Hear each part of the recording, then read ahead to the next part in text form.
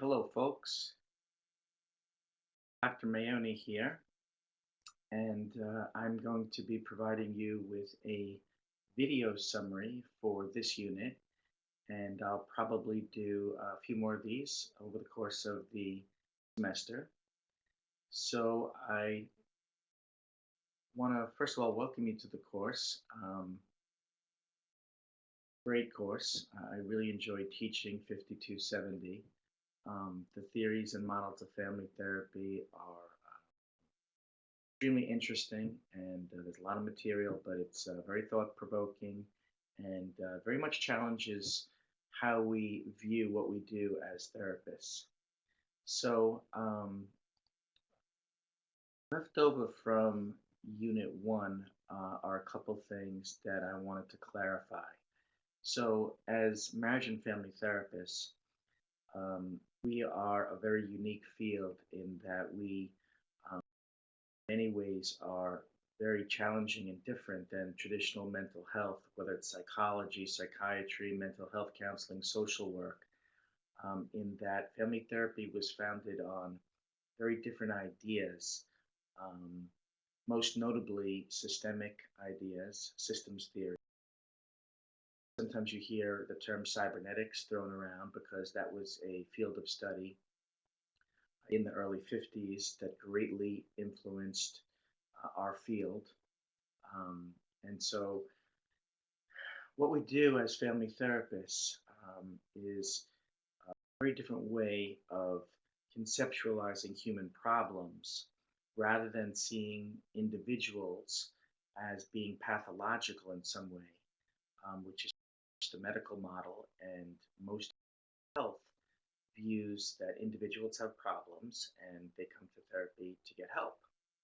Well, the brilliance of family therapy, much more than looking at it as just a different modality. So you have group therapy, couples therapy, individual therapy, and family therapy. That's kind of the modality view, which is a very limiting view of family therapy. The much more comprehensive and formative view of family therapy is a very different epistemology for how we understand not only the presenting problems that people come to in therapy, health, pathology, and our role as therapists and helpers. So, again, the original insights of the founding pioneers of family therapy, which many of them got kicked out of their professional associations at the time because what they were proposing was a more circular view or a circular understanding of problems. So basically, if you looked at a traditional psychiatric problem in context, what these early pioneers in family therapy saw was that the individual pathology just becomes part of an interactional cycle of which the symptom holder is just one part of that, one arc of that circle of interaction. So rather than looking at things from a linear perspective, you had a bad childhood, therefore you are depressed. Um, Balance, therefore you're schizophrenic. So cause and effect way of thinking about things. They said that if you looked at the context of a person with a psychiatric symptom, you can understand that symptom in the here and now context of all the behaviors that fit together. Theories about individual pathology become obsolete and they completely fall away when you begin to think from a linear way of thinking, which our culture is steeped in, as well as our profession, or many of the mental health professions, I should say, to a more circular or systemic way of looking at things. Sometimes you hear the term relational way of thinking. I will use those terms somewhat synonymously: systemic, circular, relational. Um, so it's a very different way of understanding pathology and this idea that um, the system uh, will context or the system is something to consider when we think about problems. The idea also that people don't exist in a vacuum or isolation. There's always interaction going on. So many of the early approaches that we'll be looking at will stress interaction. And again, this might seem for some of you pretty common sense or pretty normal. There's still much of our profession, and certainly the early family therapist, this was a radical idea because we tend to think of people with psychiatric problems or psychological problems as the problem is located within them, and that pathology is either located in their genes, their brain chemistry, their inappropriate or faulty upbringing. There's so many ways that we place pathology on individuals that tend to fall away once we begin to look at things from a systemic perspective. I think it's important to keep in mind, though, that you don't just go from thinking in a linear, individual way to systemic or relational way overnight. It's a process, and it takes some getting used to because it is a very different worldview. So don't beat yourself up if you're not feeling like you're understanding how do you think more relationally or systemically. It is a process, and it takes a bit of unlearning. Sometimes we hear the distinction between first and second order cybernetics.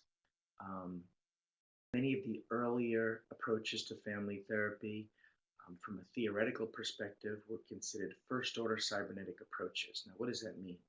Well, basically, a cybernetic system is a closed system. So anything that operates from with outside the system is not part of that system. So first order cybernetics is the study of closed systems. So early approaches to family therapy, structural, strategic, Bowen, transgenerational approaches, psychodynamic approaches to family therapy. Therapist was still the expert who stood outside the system. And basically, what early family therapies did was move the locus of pathology from individuals to the family. And so we hear about dysfunctional family structures, dysfunctional hierarchy, pathological triangles, etc.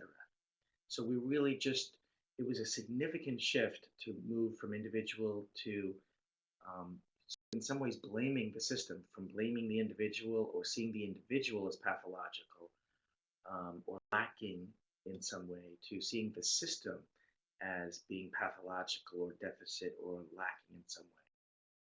So, what second order cybernetics implied, and that was these were ideas, second order cybernetics, that permeated our field more in the 80s,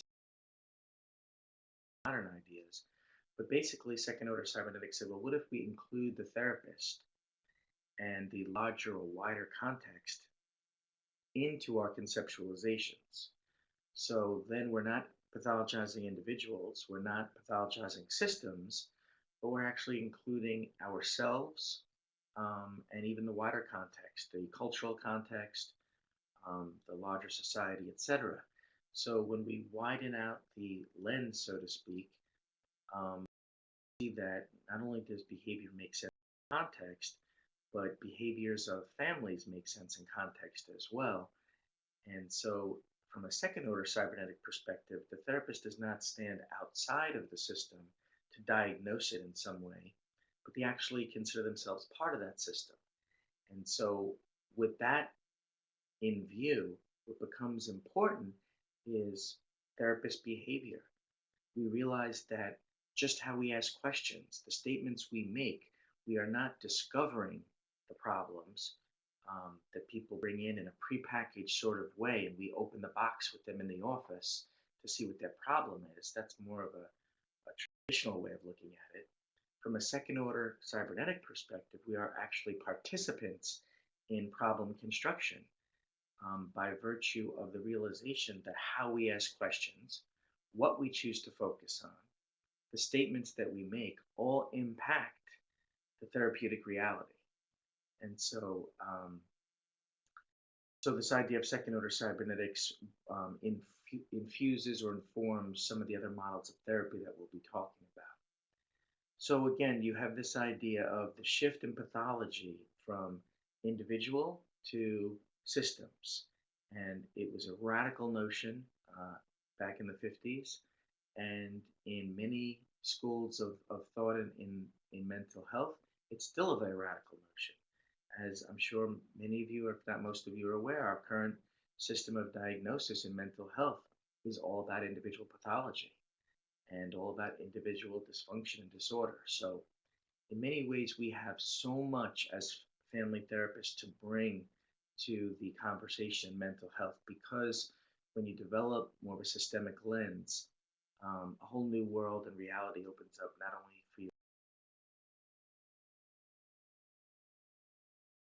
In Unit 2, we were introduced to the ideas of Murray Bowen, who was a very significant figure in the field of marriage and family therapy. Ideas are very much alive and well today. So many training programs will privilege Bowenian ideas.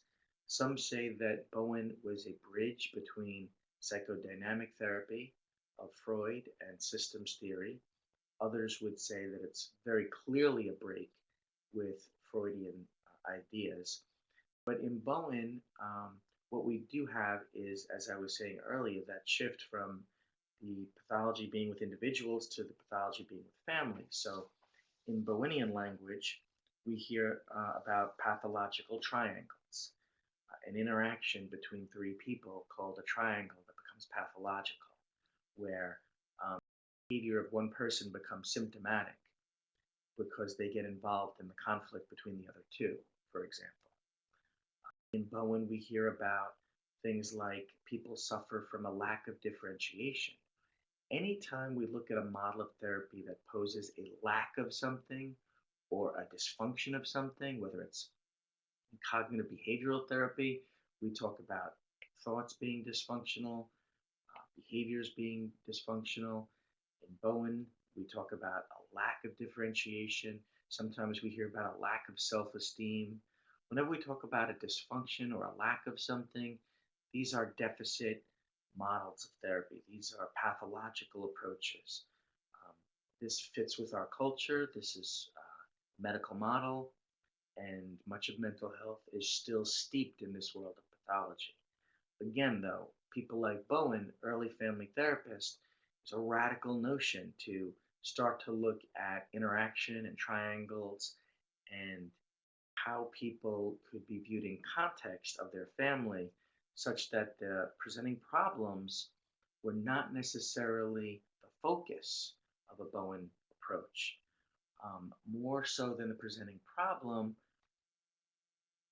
being the focus, but rather people's relationships with one another.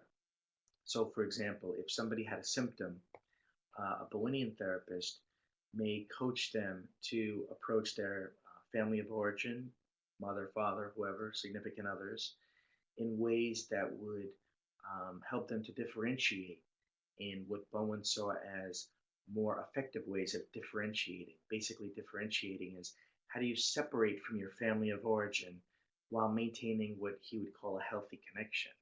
If you're too cut off from your family, that was not seen as a good thing. And if you were too enmeshed with your family of origin, that was not seen as a good thing.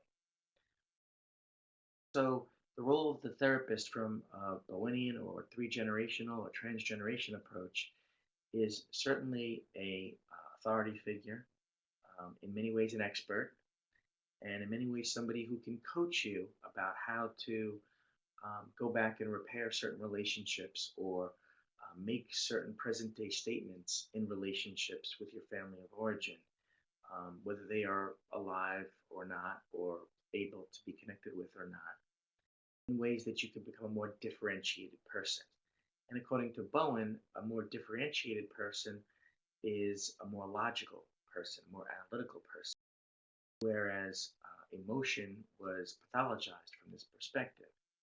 So, no doubt, this approach um, was criticized by many feminists who did not see privileging the traditional logic or analytical traits in people over the emotional. Um, so, although this approach is still very popular and has stood the test of time, it has expanded in many ways from Murray Bowen's original conceptualization to include things more like gender and culture to give the approach a bit more wider scope. Just some general comments. We are using APA format in our posting, so you are expected to use the latest version of the publication manual. Putting your ideas with literature, providing a reference list, um, APA format. You are to respond to at least 2 peers per unit. Um, Unit question, actually. So every time there's a unit question, you do an initial posting and then you respond to at least 2 other learners per unit question. At least, not alt least.